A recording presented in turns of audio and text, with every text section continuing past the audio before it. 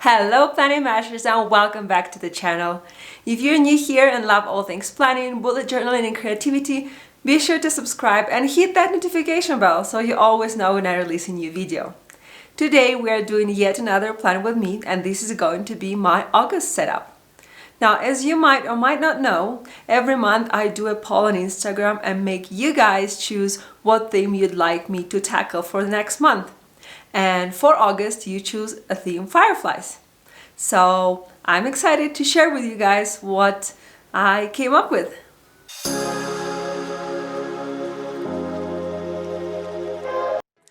Fireflies is a really pretty theme, and I've been wanting to try it for a very long time. But I really didn't want to just go with classic, fireflies in a jar. I wanted to kind of add something extra to this. So I started thinking and by association and trying to kind of figure out what else could be in the theme of fireflies.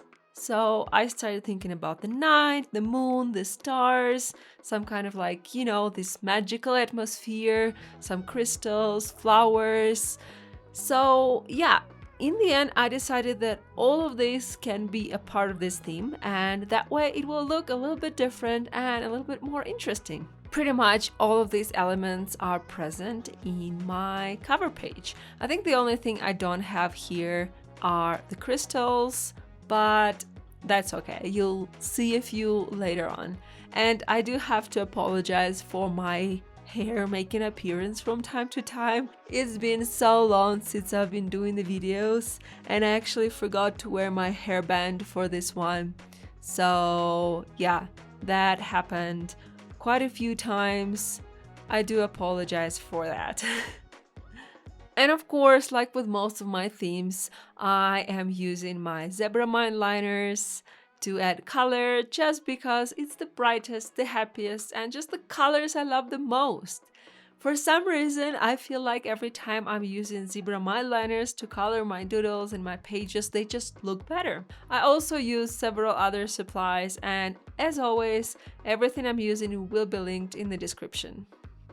I also want to mention that if you want a closer look to my take on Firefly's theme, as well as inspirations from other creators who did a Firefly theme in their bullet journals, I do have a blog post with tons of pictures and ideas, and yeah, I will link it in the description, so be sure to check that out as well.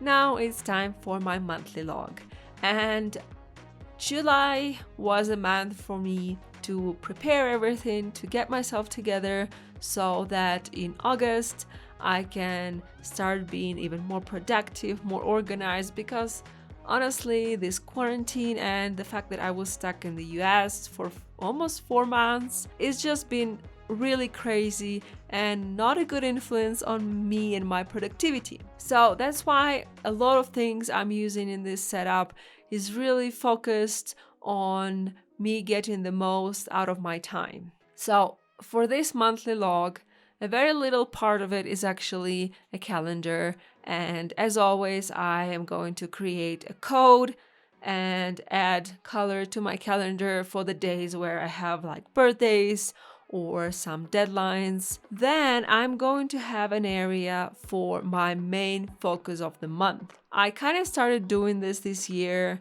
but I didn't really follow through with it because of everything that happened in March. But what I'm trying to do is to have each month one big focus. So there is just one big thing that I will be working on, where I will be putting most of my time and effort. It's kind of like my big monthly goal to complete this one thing. And the rest of the page is going to be my to-do list. Usually I leave a lot of space for my to-do lists, but I never really fill it out completely. But for August, I really already have tons of ideas and tons of things I need to do that month. So I'm quite sure that this time all that space is going to be filled out.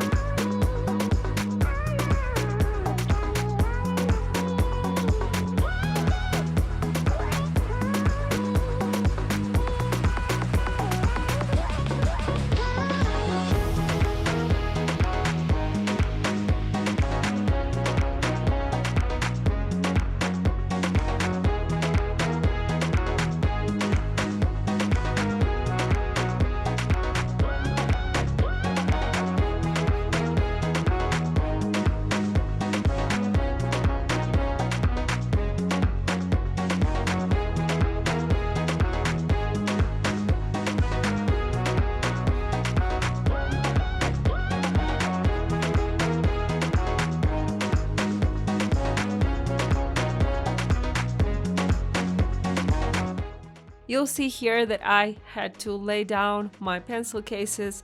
They've been standing up for quite a long time, and actually my yellow zebra mindliner brush pen kind of dried out a little bit, so I decided to kind of put everything horizontal, because usually I do keep all my supplies horizontal so all the ink is distributed properly. But that day I've been planning a lot, so they've been standing almost the whole day. Not sure if it's connected, but I decided to stay on the safe side.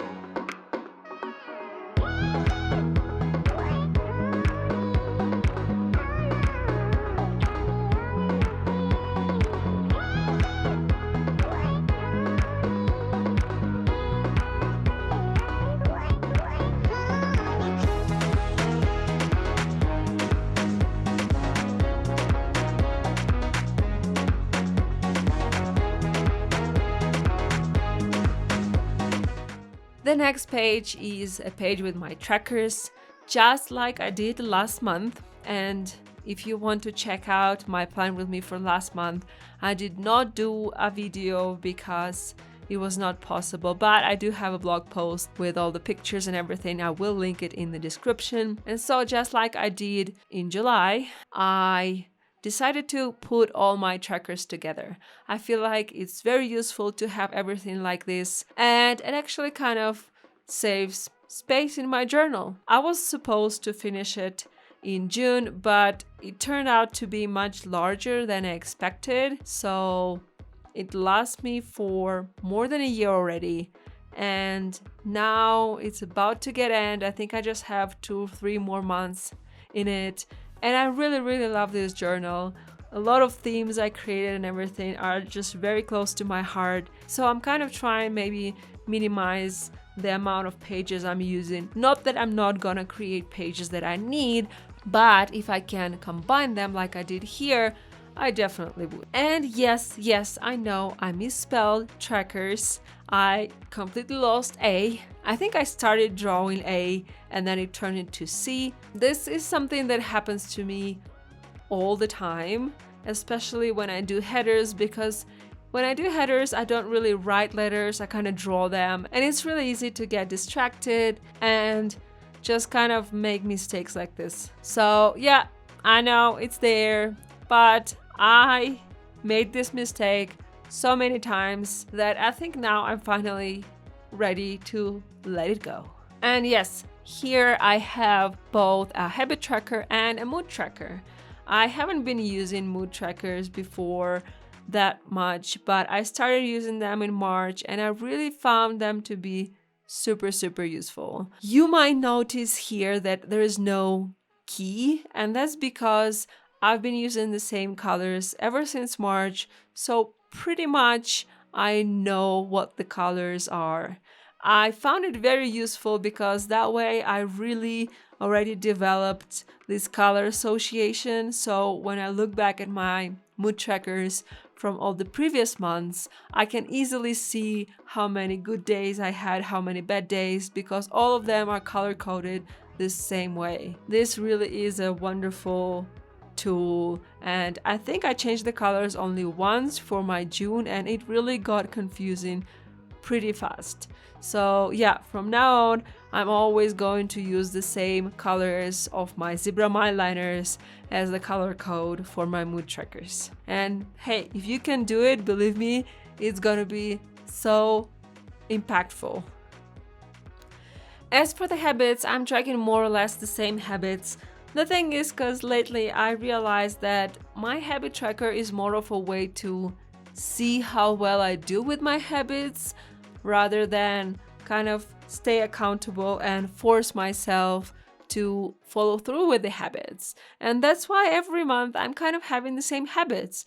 So this time I am getting more serious about it. I added a few more habits that I want to implement, and then with the rest, I'm going to be mindful and I'm going to do my best to do it all so that maybe next time I will not already need to add some of these habits. Maybe by next month, which is September, maybe by September, some of this will already be no-brainer for me. Well, at least that's my hope.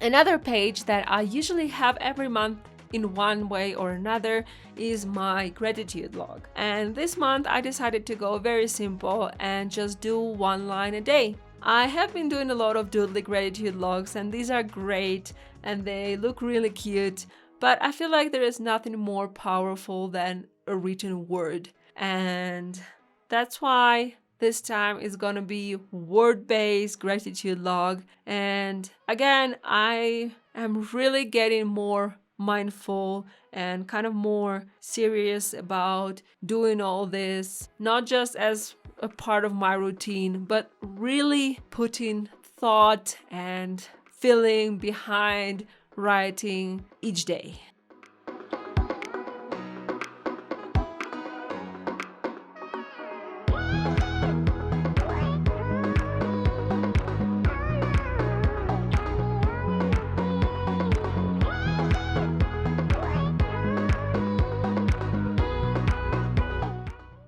Another spread I'm doing this month is based on that idea that August is going to be my productivity month.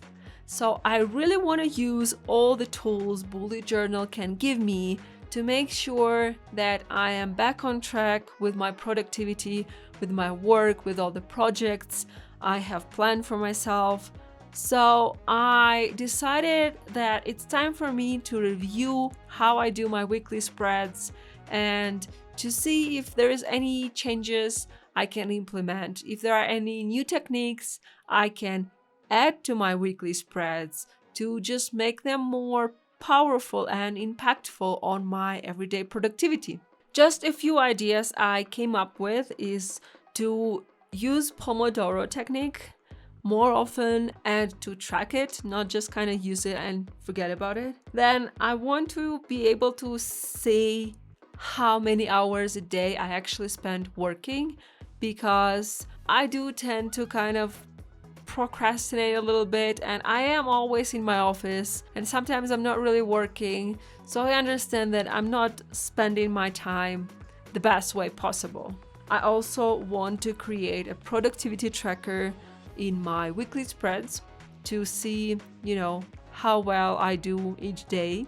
I need to review my planning routine because I realize that sometimes I pick up my journal just like in the middle of the day. So I want to review my daily planning routine and follow through with it, because routines are one of the best ways to implement new habits and to just be more productive. And finally, I want to add time awake statistics, because my sleep right now is kind of crazy at the moment, and I want to evaluate how I do every day productivity wise, also knowing how many hours I actually had awake.